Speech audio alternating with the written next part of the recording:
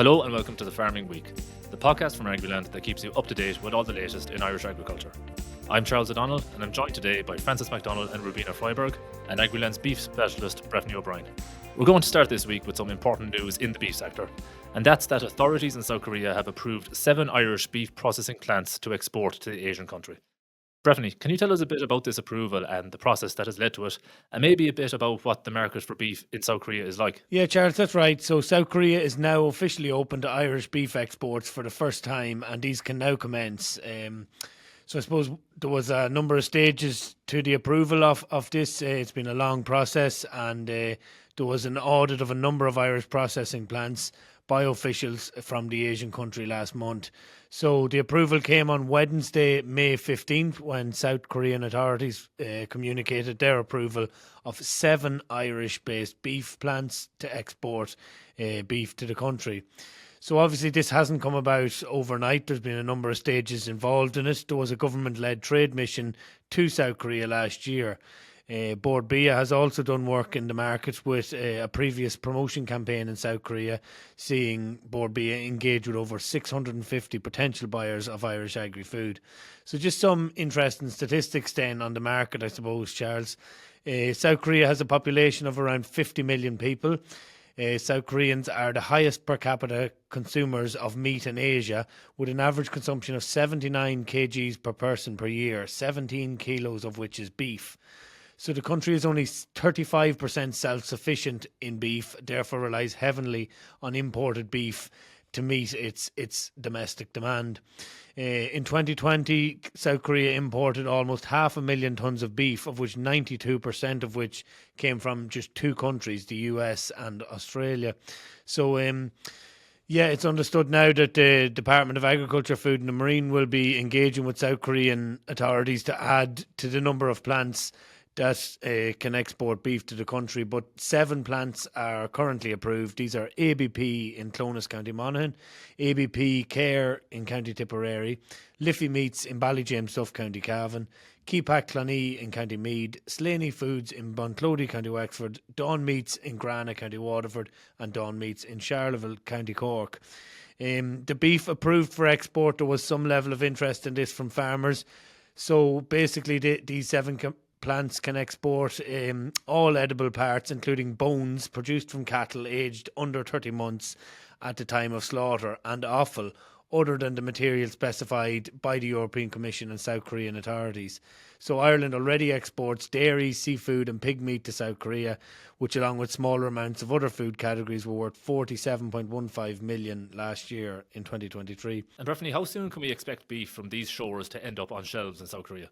Yeah, so fairly soon actually, Charles. Dawn Meats came out just after the announcement that the market had opened, that it had secured a multi-million euro contract for monthly shipments of beef to South Korea. So they had obviously been working in the market, in advance of the market being opened. It seemed they were fairly confident of the approval coming. So the company welcomed the opening of the market to Irish beef for the first time, and the finalisation of its contract with what it described as a leading South Korean company. So the contract is for Dawn Meats to supply beef on a monthly basis to this South Korean firm's food service, retail and manufacturing customers across the country. So Dawn Meats has secured South Korean approval for the supply, marketing and distribution of bone-in and boneless beef cuts and offal into South Korea from its sites in Grana, County Waterford and Charleville, County Cork. So this new contract will actually commence later this month. But closer to home, Breifne, and despite this positive development, the prices being paid to farmers for cattle at the moment in Ireland have been criticised by some farmer organisations. Yes, that's right, Charles. So I suppose while any new markets opening will be welcomed as good news for farmers, beef prices or factory price quotes for beef has actually been in decline this past number of weeks, and this has actually been criticised by both the IFA and the ICMSA. So Declan Hanrahan, the National Livestock Chair of the Irish Farmers Association, he has claimed the processors have taken advantage of the difficulties farmers are experiencing this, or that they have experienced this spring. So the IFA beef chair or livestock chair said some farmers were forced into earlier and expensive finishing of beef cattle due to the weather conditions in the spring, and factories are now attempting to take advantage of these farmers by dropping the price, he claimed. So according to Hanrahan, the EU market is expected to push on in terms of price, with tightening supplies and increasing demand for beef over the summer. The IFA livestock chair also said that the UK market remains very strong, with the price for cattle there at the moment the equivalent of almost 70 cents per kilo above the average Irish price. The IFA livestock chair also said the production in both the UK and the EU is projected to be below last year's levels, and called for beef prices to move on as seasonal demand increases. So while the IFA have been critical of the recent price cuts, the Irish Creamery Milk Suppliers Association have also been critical and branded the most recent beef price cuts as deliberate, targeted and geographic. So the chair of the ICMSA's Livestock Committee, Michael O'Connell, has claimed that the Irish beef market is now becoming a rigged game. He said that we note the increased number of Ford and beef cattle in certain marts this week, and also note they were bought by factories and feedlots for either direct slaughter or short-term feeding, he said. O'Connell alleged that there is a very calculated policy of trying to control beef cattle numbers. He claimed that prices being paid in the Midlands and Northwestern regions were being kept up, while prices were being cut for more southern farmers. The ICMSA livestock chair called on the agri-food regulator to launch an immediate investigation into what he called this two-tier pricing model, and added that farmers must look at marts as an increasingly better option than factories. Thanks for that, Breifne. Now, we're going to move on to a long-running and controversial topic. For much of the last 2 years now, the County Kerry executive of the Irish Farmers Association has been embroiled in a series of internal disputes. The issues at play are complex and multifaceted, but what is clear is that Kerry IFA has not been able to function properly as an IFA county executive for some time now. In February, Francie Gorman, in one of his first tasks as IFA president, went down to Kerry to host a meeting of the executive in an effort to restore it to normal operations. He met with little success, and now this week we've learned of a new development, Francess. Yes, so the Irish Farmers Association National Council took a decision to remove 8 officers off the Kerry IFA executive from their positions. As you said, Charles, we've been aware for some time that there have been some long-standing issues between various members of the executive. What happened this week is that we understand that officers from the Kerry Executive were recently asked to sign a certificate stating that they would accept the rules and the democratic decisions of the organisation. Now, several members of the Executive did sign this document, but 8 members, we understand, did not. These 8 were then invited by the IFA's National Council to travel to Dublin to explain in person their position. What transpired next was that none of the 8 attended the meeting, and then the council tabled 2 motions. One was a motion to suspend those 8 members for a period of 4 years. This was not pursued. And number 2 was a motion that was put forward to relieve the 8 of their positions, which was adopted. Going forward, it's understood that these members will be able to run for office within the organisation again once they sign the certificate. And as we mentioned, Francis, this issue is very complex. There's a good deal of speculation, and solid facts are somewhat hard to come by. But could you give kind of an outline of the background of this over the last 2 years or so? Yes, Charles, my colleague Breifne O'Brien has been following this very intently, and of course you can read all about that on Agriland.ie. But if we rewind back to February, when the IFA president, Francie Gorman, chaired a meeting of the Kerry Executive, he was very, very straight in what he wanted to achieve. He had sent a letter to executive members that said that the purpose of the meeting was to restore the orderly operations of the Kerry IFA County Executive. And he did give a hint of what could be around the corner for the Kerry IFA executive if they didn't move to agree to some of the measures that were going to be put in place. Gorman had warned that he reserved the right to propose that some or all of the officers and some members in Kerry could be removed or suspended from office. But even further back, another 2 years ago, the Kerry IFA chair, Kenny Jones, had made a formal complaint to the IFA headquarters, mainly relating to messages posted in the Kerry IFA messaging groups and to messages sent directly to him. 3 members of the Kerry County Executive were contacted by IFA headquarters in relation to the complaint, and one of them, Michael O'Dowd, was banned from holding an officer role in the organisation for 4 years, a decision he is understood not to have accepted. So basically there have been divisions simmering within the IFA for some time in Kerry, and there have been repeated calls for mediation to resolve them. And I think it's clear to see, Charles, that the only people that really know what's going on in Kerry IFA at the moment are themselves. Yes, Francis, it does seem to be a very complicated issue indeed. But moving on now, and we're right in the middle of peak milk supply season at the moment. And in the last week, we've seen a number of dairy processors announce their prices for supplier milk in April.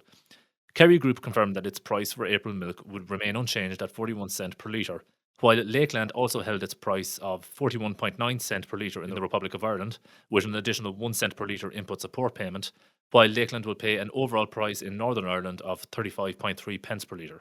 In another development, Lakeland has announced that it will be moving to a milk solid based payment for suppliers in Northern Ireland, phasing in the A plus B minus C formula, or protein plus fat minus processing cost, over the next 2 years. But even as news rolls on in the dairy sector, the overarching issue of the nitrates derogation and Ireland's efforts to retain it is a constant feature of the background to the sector. Agriland spoke to Minister Charlie McConalogue this week on that very issue. Francis, what did he have to say? Well, Charles, we know that the Minister has been hearing very loud and clearly, really from a lot of the dairy co-ops, that the loss of the nitrates derogation would not just have a significant impact on their members and their operation, but actually across the entire rural economy. This week, we heard directly from the Minister that there is a clear commitment from everyone in government to retain the derogation. He had updated the Cabinet this week on what has been going on and also the efforts that he has been leading himself. He said it requires everyone to get behind the campaign, not just government, the entire sector, and in order to keep the derogation. And let's hear a little bit of what he told us this week. Everyone is in favour of water quality and improving water quality, and farmers are doing a lot of work in that regard. It's important we all work together to support farmers in that, and then we also then ensure that that work that's ongoing delivers this continuation of the derogation. I'll be finalising a plan now over the next period of time as to how we go about the work of securing that derogation, building on the important work that the Water Quality Working Group is doing, and all of government are committed to this.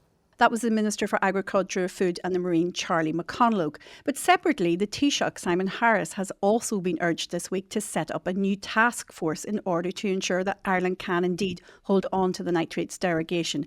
Fine Gael's National Agriculture, Food and Rural Development Forum have stressed to the Taoiseach that derogation is a critical element for many farms in a new report which sets out the framework for what it described as a plan to create a new partnership with farmers. The forum presented the report, which covers 5 main areas: the future of CAP, farm succession, a reform of land leasing, climate and environmental issues, and protecting rural life, officially to the Taoiseach on a farm in County Kildare this week. According to Fine Gael, the report will be considered to formulate future agriculture and rural policy. So what is this group telling the Taoiseach, Charles, and why is it important? Well, firstly, their clear message is that the farming community do not feel as valued as they once were.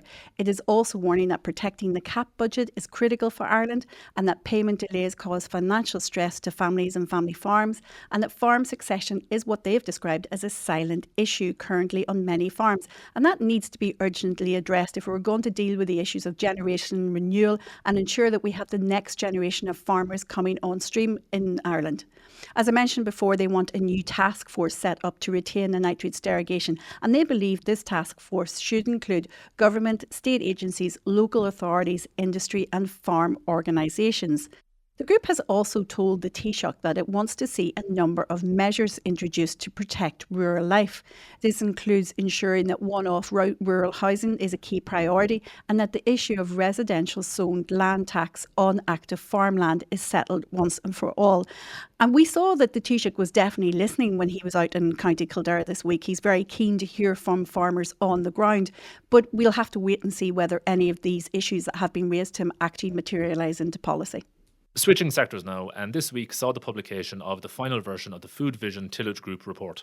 The Food Vision Tillage Group is the third of the Food Vision 2030 strategy groups to deliver a report outlining how to cut emissions from the agriculture sector, the other two being the Food Vision Dairy Group and the Food Vision Beef and Sheep Group.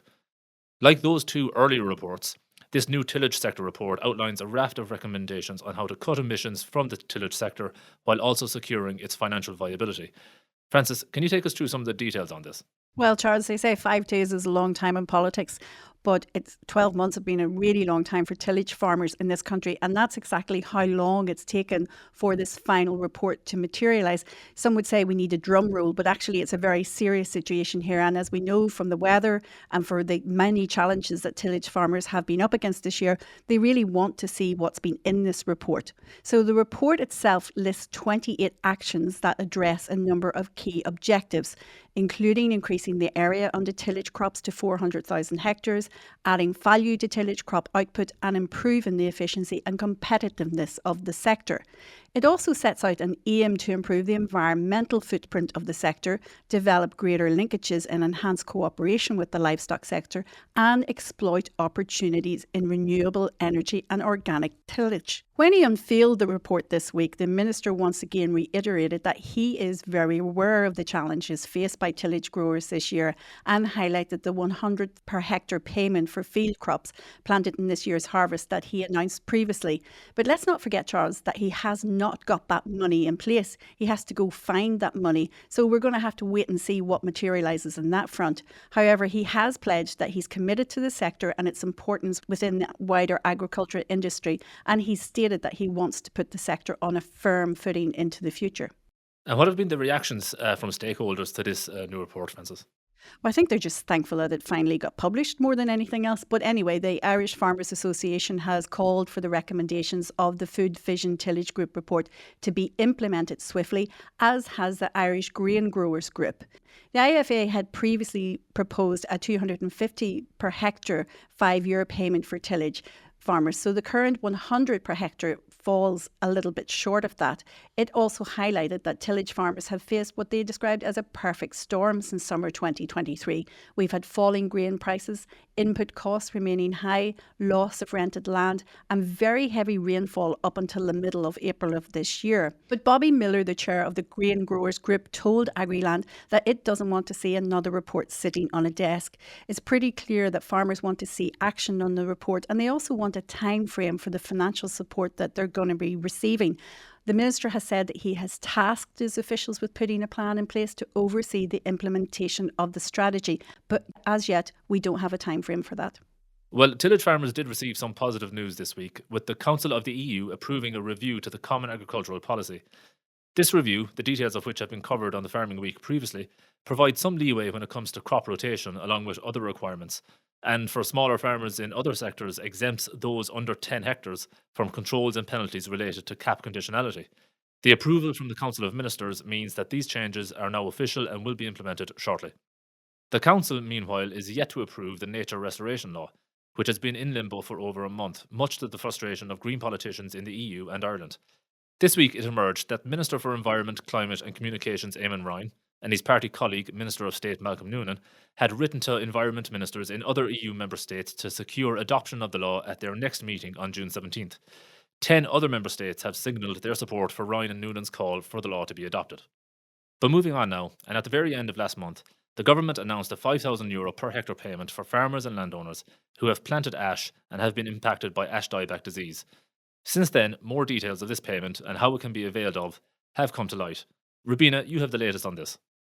Yes, Charles. So the government recently announced a climate action performance payment of €5,000 per hectare for grant-aided ash forest owners affected by ash dieback. Now, in order to avail of this payment, ash forest owners must clear the ash and replant the site through one of the ash dieback reconstitution schemes run by the Department of Agriculture, Food and the Marine. This means forest owners must have previously joined one of the department's ash dieback schemes, for example, the Reconstitution and Underplanting Scheme 2020 or the current Reconstitution Ash Dieback Scheme 2023 to 2027 under the latest forestry programme. Now, landowners who have not applied for any reconstitution scheme for ash dieback should contact a registered forester and ask them to make an application on their behalf under the current scheme before the end of 2027 to be considered for this €5,000 per hectare payment. The department also noted that ash planted as a component of additional broadleaf planting in conifer plots is not eligible. And do we know, Rubina, how this money will be paid out? Yes, so this €5,000 per hectare payment will be in addition to the grants paid for clearance and replanting under the reconstitution scheme, and it will be paid in 3 instalments. So ash forest owners can apply for the payment once the first grant has been paid out under the reconstitution scheme. So after receiving the first grant, which is paid once the forest has been successfully replanted, forest owners will be paid €2,500. 2 payments of €1,250 each will then follow. So the first €1,250 payment will issue after the second grant if the forest owner is out of premiums or at the end of their premiums. Important to note here is that the second grant may be paid 4 years after the site reconstitution, and only after this the second €1,250 payment can then be received the following year. The department noted that these payments will begin to commence before the end of the year and that they will be exempt from income tax. However, an online facility for applications is only being developed at the moment. Also, all climate action performance payments will be paid in line with the de minimis rules, and forest owners applying to this scheme will need to make a de minimis declaration. You can find more information on this and everything else you need to know about the current ash dieback reconstitution scheme, including all replanting options and grants available on Agriland.ie. Finally this week, Frances, silage season is underway now, and this is a time of year when farmers and anyone likely to be around farmyards and farm machinery need to be especially vigilant and conscious of the safety risks. Unfortunately, though, sometimes the authorities have to issue reminders.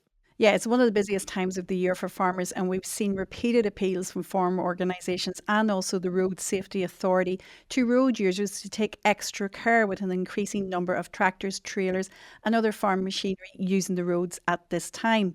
Gardaí this week also reminded farm families that you must be 16 years of age and hold a licence to drive a tractor. This was because they recently stopped a tractor in Westmeath that was being driven by a 14-year-old and who also had a 13-year-old passenger in the cab. Westmeath Gardaí posted a picture of the tractor which they stopped on their social media site, and it showed that there was a land roller attached to the back of what appeared to be a New Holland tractor. Current legislation outlines that you can drive a tractor aged 16 without a trailer, but you must have the proper licence and insurance in place. You are only allowed to drive the category of vehicle for which your licence or permit has been issued, Charles. Well, thanks for that very important update, Frances. But that unfortunately brings us to the end of today's podcast. Please don't forget to rate, review and follow The Farming Week on Spotify, Apple Podcasts or wherever you get your podcasts. We'd love if you could spare some time to give us 5 stars and share The Farming Week with anyone you think might be interested. From Francess, Breifne, Rubina and myself, all the best for the weekend.